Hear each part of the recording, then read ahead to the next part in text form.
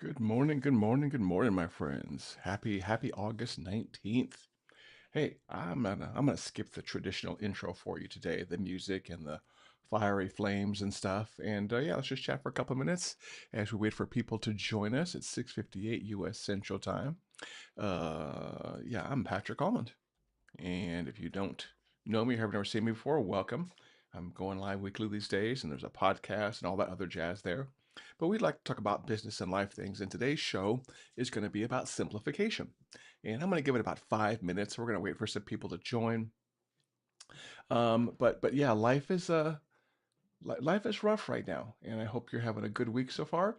And whether you are or not, please make sure you comment and let me know. Also, could you do us a favor? If you want to learn more about business and life, but business specifically, I do a lot in the marketing automation world, in the lead generation world, in the AI world. And if that's the kind of stuff that interests you, and if you want to be better at it, just make sure you give us a subscribe over on either iTunes or the podcast app. You can look for Stop Doing Nothing on the podcast app on your phone, or you can search for my name, Patrick Almond. I don't have an alias. I'm Patrick Almond everywhere, or Stop Doing Nothing on YouTube. And as they say, smash that like button on YouTube, or that follow, that subscribe button on YouTube. And yeah, that just helps us out a little bit and make sure we spread the word properly. Today, as soon as we get started here in a couple minutes, we're going to be talking about simplification. And this is one that I have personally been focusing on recently. And the topics I normally talk about are ones that impact me directly. They're ones either I'm going through or I've gone through in the past. I try to avoid topics that I don't know. Okay. And this is a topic that I know. And I'm going through it and I want to share it with you. And I want to share a list of things, my agenda I worked on this week for you, of things that you can do in your business to simplify, to make things better. If you're an entrepreneur, whether you're running, a business that makes $10,000 a year or $10 million a year, you have a lot going on. You are juggling a lot. Trust me, I know firsthand. I'm gonna come over here real quick and make sure my microphone's working. Yeah, everything's working. If you can hear me okay, or whether you can't, I guess I say if you can't, then you can't give me a thumbs up. But make sure if you hear me okay, just drop a comment over there. And I've got a comment window over here, and I can see things up. But yeah, whether you're somebody who is going into business right now or somebody who's been in business for a while, uh, chaos happens, and it can be overwhelmed, and it happens slowly. It takes over, and if you're not paying attention, you'll wake up you're going to business, January 1st, 1 year, and it's simple and it's nice and it's calm and peaceful. And 5, 10 years later, you're waking up on a Wednesday morning like today, and you're looking at your to-do list, and you've got, 16 hours of to-dos to pack into an 8-hour day. And hopefully some of the tips I give you today will help you fix that, will help you resolve that, will help you delegate, will help you pull back a little bit without shrinking your business. So simplification doesn't mean shrinking your business or reducing the amount of revenue that you bring in. Simplification just means kind of reorganizing and rethinking things. And again, I'm going through this right now. There's some coaching I'm getting on selling our service offering, which is helping me simplify. I'm going through it in my personal life. I'm just through this phase right now where I'm trying to pull back what we work on, pull back what we get into, and make life easier. And I want to share some of those lessons with you. And like I said, if you've watched before or whether you're not, and you're watching on YouTube or Facebook, just find a subscribe button or a follow button or something like that, and share this if you have a chance to, excuse me, follow it, like or subscribe button and smash it. But if you're watching also, feel free to share this on your Facebook profile, on your Facebook page, on your Instagram. And again, Patrick Almond, you can follow me everywhere, everywhere, everywhere. Now, a little bit about what I do. I run an agency here in Oklahoma City called Stop Doing Nothing Media, and we are a lead generation automation agency. And what that means is that I help people build audiences online and drive contacts into their database to fill them up to help them sell things. That's what it is. I help people sell online. Um, and it's a wild, wild west world out there. It never changes. AI has not made it any easier. It's in some ways, AI has actually made it harder. And we're not going to be talking about AI this whole time. I'm just kind of waiting for a little bit before we get started because we typically don't start right at 7 o'clock. We start a little bit before, but yeah, AI has not made it any simpler. AI has almost made it more complicated. And as we start off today, I want to talk about something I've seen online, and then we'll get into my simplification agenda for you. Okay? I noticed this morning, and I've noticed it every morning when I wake up. I wake up at 4:55. I make my coffee. I have a hydration drink, my electrolytes. I take my vitamins. If you saw my reel this morning about what I do on Saturday and Sunday mornings, that's the same thing I do every single morning. Wake up at 4:55, make coffee, make my electrolyte drink, pop my vitamins, my B12, maybe some ibuprofen. And I sit down and I get online and I kind of catch up a little bit. And you'll hear some gurus say, don't get online when you wake up first thing in the morning. Screw that. If I'm drinking my coffee, I'm going to sit online for a little bit and just kind of catch up with what I've missed. I'll catch up with email. I'll catch up with social media conversations. I'll do that. And then after the coffee, I'll go do my exercise. I'll go hit the shower. I'll go do all the cool things that I do.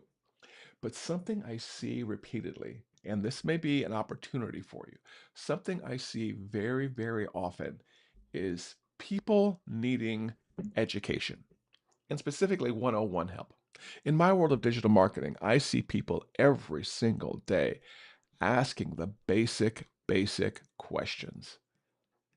The stuff that I look at, and it's hard for me not to look at that stuff and say, oh, dude, how did you get into business and not know how to do that thing? How in the world did you do that?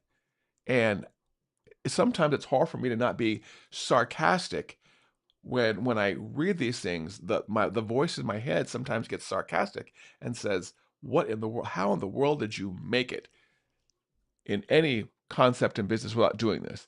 And then the smarter Patrick, the other Patrick on my other shoulder, remembers that, hey, everyone has different specialties. Not everyone is a super nerd like you, Patrick. Okay, so that happens on occasion, but this is an opportunity, and I'm taking advantage of it. And if you have any kind of niche you're really focused on, I would encourage you to take advantage of it also. It doesn't have to be digital marketing. It could be woodworking. It could be automotive repair. It could be lawn mowing. It could be plumbing. But everybody in your niche needs training. Okay, our world over time, people come into our world, not just business, and literally into the world. They grow up, they learn a trade, which somebody before has done, and then they age out of it. I've always believed in the concept of lifting people on your shoulders. Another way of putting that is training. And it's really easy in 2026 to build training for people. And if you've done any kind of trade over 6 months, a year, 5 years, you have invaluable skill that somebody else wants to know. And I know I've talked about this topic before. That's not our whole topic. We're going to be getting into the simplification topic. But think about a way that you can educate the next generation. Okay? Not just elementary school kids, junior high school kids, college kids. Think about ways that you can train people and share your knowledge. It doesn't have to be for money. I train for money, okay? Yours does not have to be for money. It can be sharing things online. It can be taking quick videos and sharing those online. It can be whatever it is. But if you ever see people come into your industry and they don't have an effing clue as to what they're doing, find a way to train them. Okay? The world needs it. And don't go shallow. Don't go wide and shallow. Go narrow and deep. Okay? Go narrow and deep in whatever you train right there. So simplification. Okay, this one's been on my mind a lot, and I call this session "Simplify for Your Sanity." And I'll talk a little bit about how I got into business and how I got to where I am now, and why I'm so focused on the simplification. I got into business because I worked for a corporation, the Big Yellow Car Rental Corporation, the Big Yellow Car Rental Corporation. And I was very good at what I did. And a contractor came in to install some software, and I was very good at it. I picked up on it really easily. And they said, "Hey, you should come work for us." I thought, "Oh, yes, time to start a business." Entrepreneur time, a couple of decades ago. Did that, got on the road, traveled, kind of transitioned over into marketing because marketing is so tech heavy now, and I can eat and sleep tech for I can eat and sleep tech all day long. So getting into transitioning to tech marketing wasn't too hard. And then I kind of flipped the script, expanded, scaled a little bit, and now, in the past, I don't know, 5 years or so, I noticed that I've kind of branched out to a lot of different disciplines that are not serving us well. We're making money at it, but they're not serving us well. And so I'm in the simplification phase of my business right life. And how'd this happen? I was chasing money 100%. I was chasing all the money. If I'm in niche A, gotta say the word right, not niche. Niche, please. If I'm in niche A and somebody says, "Ooh, Patrick, you should come over to niche B because you kind of know niche A well and niche B is somewhat related, and I'll pay you good money over in niche B," you're like, "Ooh, give me that money, baby. Give me that money." And you'll rub your hands, which I did, and you go and take that money. And now all of a sudden you have two niches. And if you have two niches or three niches or four niches, you know what you have? You don't have a niche. I attended a local Black Chamber of Commerce meeting last week or the week before last, and we went around the breakfast table and we all did our intros. And there were a couple of people, and this is not to be demean or insult anybody, okay? This is just what I noticed these days because I've been to my share of networking events. There were a couple of people that stood up and say, "Well, my name is Joe Bob Smith, and I do this, but I also do this, and I do this, and if you need help in this, and I also do this." And once somebody goes over like two niches, once they get into three, four, and five, I'm like, okay, so you don't have a niche. You're just looking for people that are generally interested in getting help from you in any kind of general topic. And I don't say that to demean or put down anybody. But if you have three niches, you don't have a niche. And I'm guilty of it also. It happens because we chase the money. We want to be flexible. We want to, when our friends and family come to us and say we need help on this thing, we don't want to say no. We want to delve into that. We fear being a one trick pony. This is a fear I've had before. We fear only knowing one thing and one thing well. I've also noticed in the past, I don't know, 5 to 10 years that we chase the guru lifestyle. We really do. We see somebody that says like a jack of all trades and they're really popular and they've got, 500,000, a million followers, and we want that life. And we think we want that because that person does all kinds of things. And if I want to be like them, I want to do all those kind of things also. And yeah, just that's how we get there. And all of us unniche, there's a good word, unniche different ways. And that's one of them is we just want to kind of do everything. And it doesn't serve us well. And if you've gotten in that frame of mind, then I'm going to pull you back a little bit, okay? I want you to think about the things I'm going to share with you so you can almost undiversify. We always hear diversify, diversify, diversify. Diversify is great in, or diversity, excuse me, is great when it comes to investments. Diversity is great when it comes to the human race. Sometimes diversity or diversifying is not great when it comes to business, okay? That's an area where sometimes you only want one of one kind, okay? Go deeper in a great area versus shallower in many areas. And also, I want you to, as you're thinking about unniching, to kind of remember some of the essences of businesses that we forget, okay? And these are just all in my notes here. I'm kind of going through my notes here. Number one, people will pay well for simplification. Okay, if you can niche down and do one thing very well, and then someone comes to you, like let's say a personal trainer. Okay, let's say you're a personal trainer and you focus on just strength training.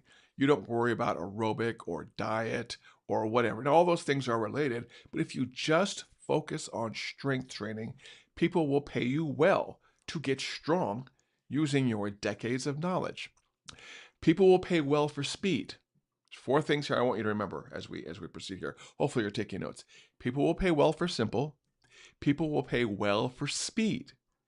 If you can show me, here's something that's near and dear to my heart. If I'm having a challenge losing weight, it's taking me years and years and years, and you come in and you know body composition and nutrition well, and you can show me how to lose weight faster, I will pay well for that.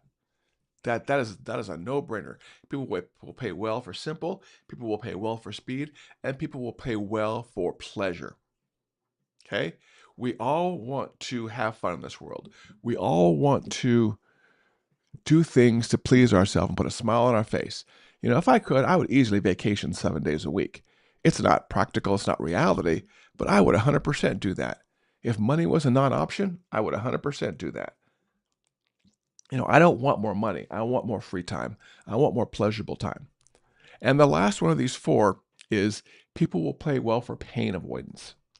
So if you can remember when it comes to your pricing and when it comes to simplification, but people will pay well for simple, for speed, for pleasure, and for pain avoidance, then you can realize how well you can simplify and make good money at it. So here is a list of things that I've kind of working on as I'm simplifying my life, and I want you to think about these as we go forward, okay?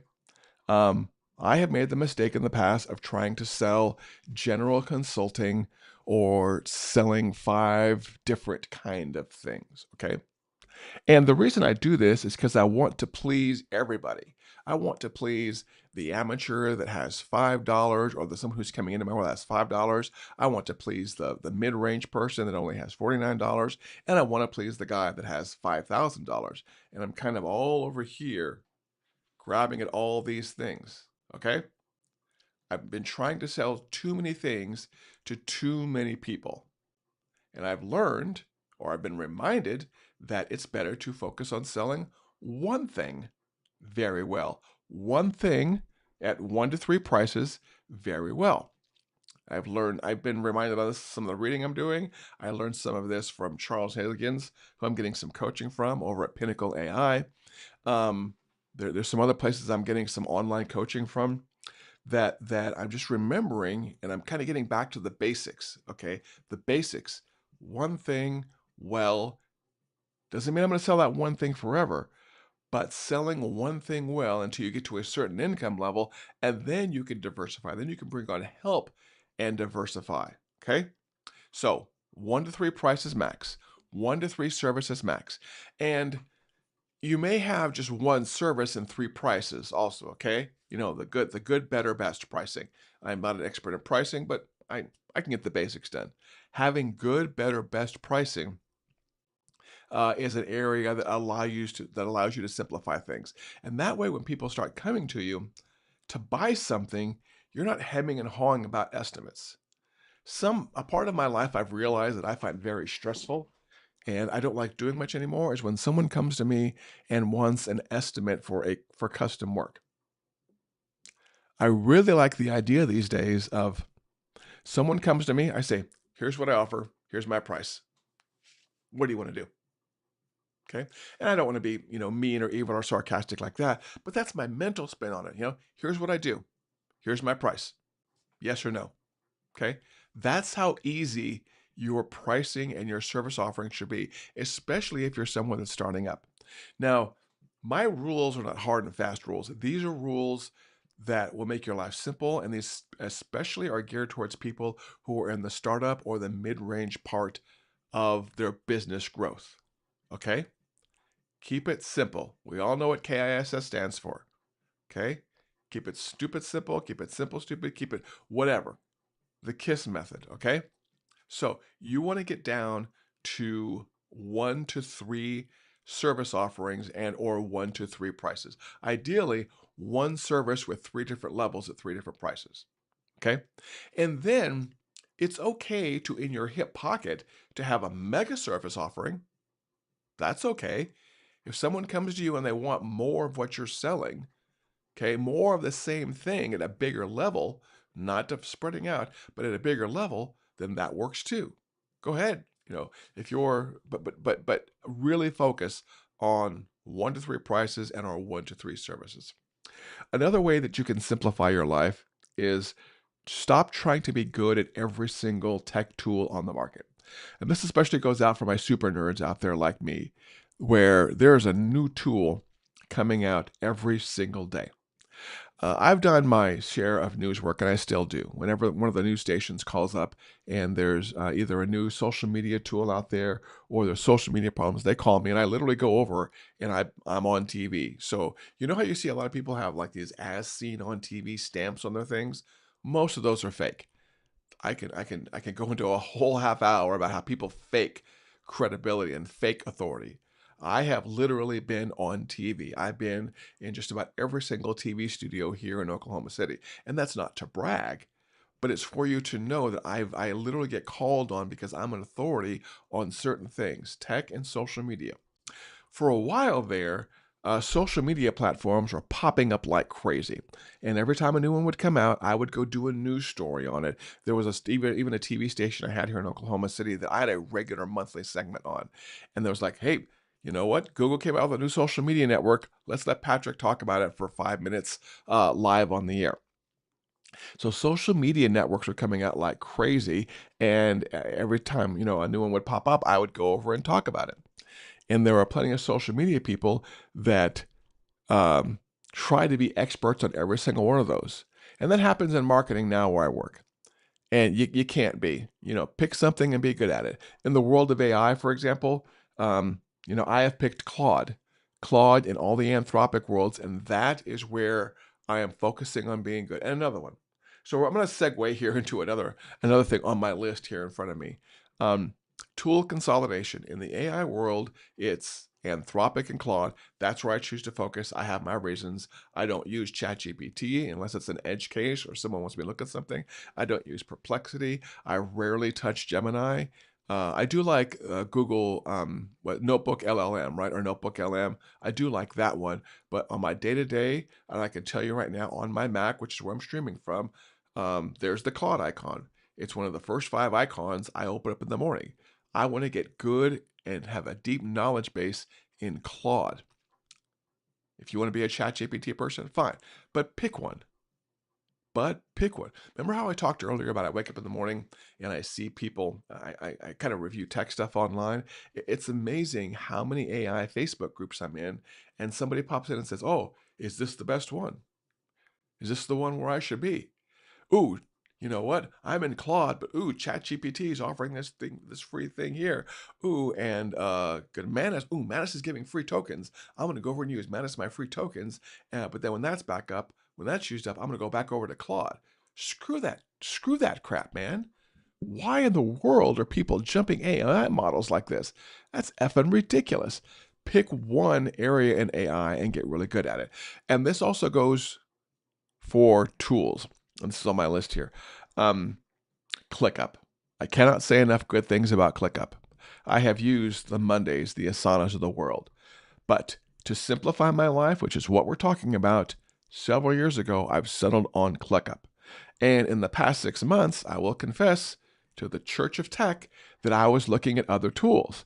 I was looking at Teamwork. I was looking at productive.io. I was looking at some other tools because I thought they were really cool. And then I always came back to ClickUp. So I'm off that bandwagon. People that work for me, I was probably driving them crazy because I was like, ooh, look at this tool. Ooh, look at this tool. Ooh, look at this tool. Ooh, look at this tool. Nope.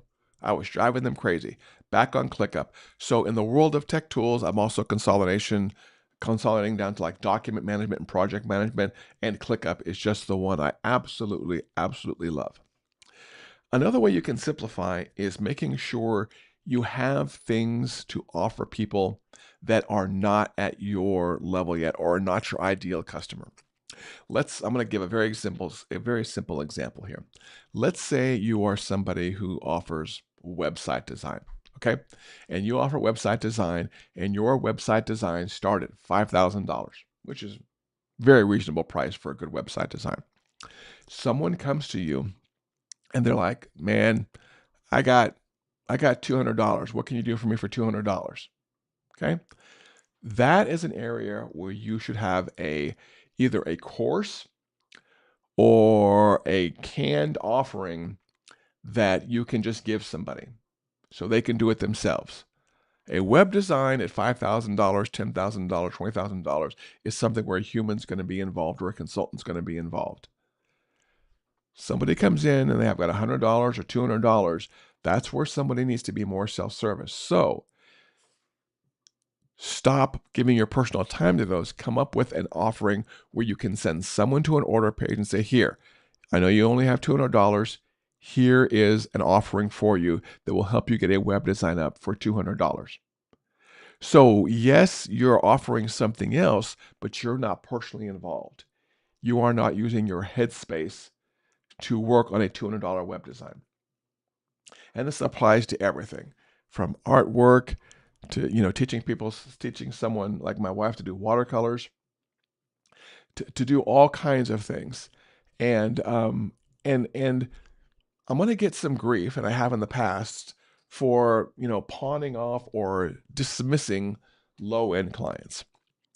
And if you've been in business for more than 5 minutes, I will hope that you have learned the lesson that you really want to work with higher end clients. Higher end clients are more profitable. Higher end clients don't complain as much. And higher end clients don't care as much about the results. They just want it done. And you can debate me all you want. I've got decades of experience to prove this. Try doing a website design for someone sometime for $200, okay? And see how much that person nags and complains. Try doing a website design for $20,000. It's a different experience. It will change your world. Once you learn to do premium pricing, it will rock your world. So if you're a business owner, that's the area where I want you to focus on. It's another area. Just focus on premium clients, okay? If you're someone who's been doing $500 and $1,000 web design, I'm getting off my agenda here. But if you're someone who does $1,000 or $500 web design, you know what? Make your base price $5,000. Will that eliminate a lot of people? Yeah. But will it save your sanity and will it make your life simpler? Oh, heck yeah, brothers and sisters. Heck yeah, brothers and sisters. Such an easy way to make your life better, mentally and financially, is to double or triple your prices. It really, really is. So on my list here, it says cut low-end clients. Something else here in my notes is restrict the number of days you allow for meetings. Now, this is simplification. This is simplification when it comes to time management. I've done past shows, and I'll try to get you one if you want to see one, on calendar management. I used to make myself available. You know those things where you consolidate like multiple words? That's what that was. I used to make myself available 5 days a week, 8 to 5 for meetings. I have calendar scheduling software. I don't use Calendly. I use something else, but it's basically a Calendly. We can go in and you can say, hey, I want to do a consult with Patrick. And I used to make that available 5 days a week. As a matter of fact, I think at some point in time, I also allowed myself to be booked on Saturday. And maybe about 3 to 5 years ago, I kicked myself in the butt and I reminded myself that, you know what? You have to limit the amount of time you make yourself publicly available so you can actually do the work that you sell. And so now you can only book time with me Monday through Wednesday on certain hours, and not even all hours of those days. If you want to book time with me, try it. Go to sdn.one/talk. That's my booking link. sdn.one/talk, and look at my calendar. Don't book anything, but just look at it. You'll see that I have very limited time Monday through Wednesday.